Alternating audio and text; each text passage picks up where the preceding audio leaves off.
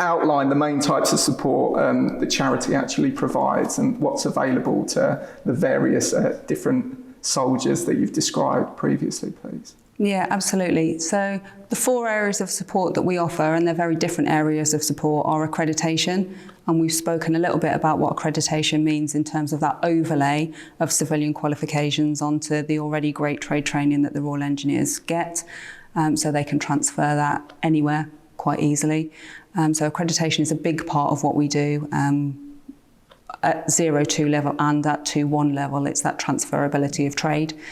Then we have study grants, and that's where we encourage people to get curious about what it is that they do, because that is something that they can then really personalise. So is it a language course that they want to do? Do they want to do some skydive training? Have they got a sport that they're interested in that they want to progress into?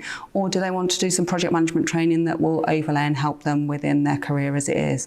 So study grants are where we have probably the most the breadth of things that people do and the variability, and we ask people to to come to us with what they want to do. PRAs are about accrediting training that they will already get. So we mentioned the brilliant training that happens within the Royal Engineers, within the Army in general, in terms of career progression. And as a Royal Engineer, you will have gone through various career courses. What the PRAs do is they take all of that training and they map the elements of that training into something that we use City and Guilds as our professional recognition awarding organisation that will be recognised externally. So I'm sure as a Royal Engineer you will overlook a lot of the things that you've done within your career in terms of those transferable skills. What we're trying to do with the professional recognition awards is pull all of that together and give you a recognition that can then be taken externally at a level of education. So it's mapped across to like degree level, master's level, A levels, all of that kind of stuff. And then we do have another level of support that goes out to the units, which are our unit funds. So each of our units are given an amount of money on a yearly basis at the discretion of their chain of command that will help in the development of their teams, development of their individuals. So there are 4 areas of support. Okay, so we've looked at the 4 pillars that you offer as a charity. It might be worth just going into a bit more detail about each individual one. What are study grants? For me, I've used it before and it's a fairly straightforward process, but how can you apply for them and what types of qualifications are typically supported? So study grants are our most variable level of support because it relies on what it is that the individual wants support in. Some people use our study grants to enhance their careers, so they'll use it for project management courses or the 3rd year clerk of works course or a degree that will supplement what it is that they're doing.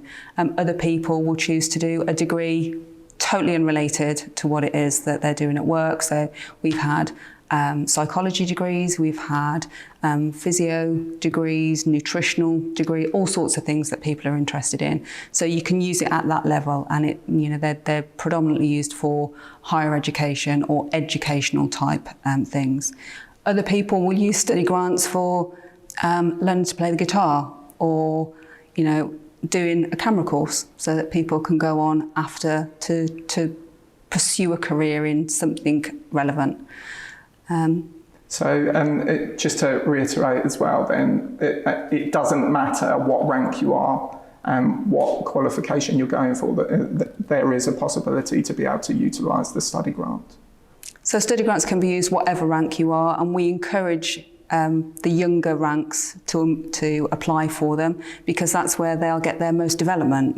What if they apply as a lance corporal or a corporal, then those skills that they're gaining can then be used throughout the whole of their career. So the more we can encourage people to use their study grants, then the more development that they can get. They get up to £4,000 over the course of their career, and they can apply for that in 3 chunks. So generally up to £1,500, £1,500, £1,000 in any combination that they wish. But it's not just about like one bite of the cherry. There's a significant amount of money there that they can utilise for their development. So moving on from study grants then, because there are quite a lot of questions to get through, can you just explain professional recognition awards in a little bit more detail for me then? How do they support your growth? So professional recognition awards are a recognition for training that you have already done. So if there's one thing that, I would encourage everybody to do is look at how they can apply for their professional recognition award. And it really is that letters after your name, that recognition to any civilian employer that you can operate at a certain level. There are 4 levels, so you can go from corporal all the way through to major, and all the information is on our website. I'm not going to go into the whole detail of the prerequisites, but right from your early career, you can get that recognition of the career development courses that you've already done, that you've already been through within your career as a Royal Engineer, and just get that rubber stamp that says, I operate at this level.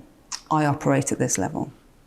In terms of applying for the PRA, are you allowed to apply more than once at the relevant rank you are entitled to get that, or is it just a one hit? So if you are a major and you've never heard of us before, then you would automatically go to kind of level 4 for us, that membership level, and apply at that level. If you are a Lance Corporal, I think the first level is Corporal, with 2 years substantive experience, meaning that they'll have done that relevant career training. Then go in at the bottom and apply for the first one, and then when you meet the next set of criteria, you can apply for the next one. So it depends on where you are currently. You don't have to go all the way up through the ranks. You can go straight in at membership if you've managed to not understand who we are and get to a major. It's still relevant, at that point as well. How would you say PRAs improve confidence and recognition beyond your core trade training then? So I think one of the things that we recognise is, as Royal Engineers, you don't recognise all of the transferable skills that you get doing all of the courses that you do. You're told to go on your professional career courses, you do it, you get your rank, you move on because, you're in that, this is my career, this is what I do. But there's an awful lot of transferable skills that you get throughout those career courses, throughout the training that you do, throughout the command, the leadership. All of those things give you those transferable skills.